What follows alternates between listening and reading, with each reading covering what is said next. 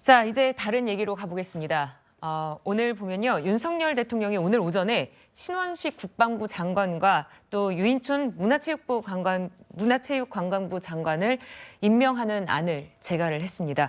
최진봉 교수님 보면요. 유인촌 후보자가 문학의 블랙리스트 의혹도 있었고 자녀들에게 증여세 탈세 의혹도 있지 않았습니까? 네, 이거에 그렇죠. 대해서는 좀 어떻게 해소가 됐나요? 해소가 안 됐죠. 저는 이제 본인은 물론 아니라고 계속 부인을 하고 계세요. 그러니까 국정원에서 만든 문건은 명확하게 존재하고 있고 그 사안 관련해서 이제 피해를 당한 분들이 고소를 했는데 고소한 대상이 유인촌 장관이 전 장관이죠. 이제 이번에 새로 또 네. 임명이 됐습니다만 당시에 장관했던 분은 빠져 있어요. 왜냐하면 그 수사 내용을 보니까 전체적으로 유인촌 장관의 직접적인 개입에 대한 연관성에 대한 증거를 좀 못 찾은 것 같아요. 그러니까 이제 이명박 전 대통령 그리고 원세훈 전 국정원장 이 두 사람만 고발 대상에 포함시켜놔서 본인은 이제 처벌받은 게 없다. 그러니까 문제 없다 이렇게 얘기하는데 반면 국정원이 문체부와 연관된 어떤 그 조사를 했으면 그걸 문체부에 넘기지 않았을까에 대한 의문이 남아 있는 거죠. 근데 본인은 어쨌든 정부로 검찰로부터 처벌 안 받으니까 문제 없다 이렇게 얘기하시는데 그것도 좀 이제 의혹이 완전히 해소됐다고 보기 어렵고요.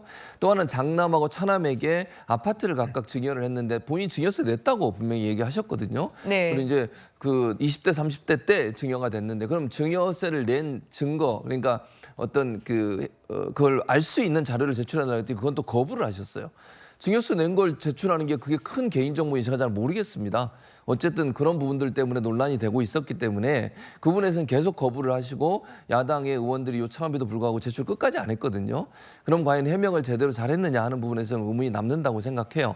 네. 20대, 30대의 젊은이들이 어떻게 억대가 되는 그런 아파트를 증여해서 받았는데 그렇다고 하면 그 과정에 증여세를 누가 냈으며 증여세를 냈을 때 정말 그 자녀들이 본인들의 돈으로 냈는 것인지 하는 부분에도 확인해 봐야 되지 않겠습니까? 네. 그런 부분에 대한 확인이 할 수 없는 상황에서 청문회가 끝나버렸기 때문에 그래서 부적격으로 야당은 주장을 한 건데 대통령이 또 임명을 하셨어요. 그래서 야당의 동의 없이 어쨌든 18번째, 19번째 두 분이 임명이 된 건데 이것도 두고 저는 나중에 문제가 될 소지가 될 거라고 저는 생각합니다. 네.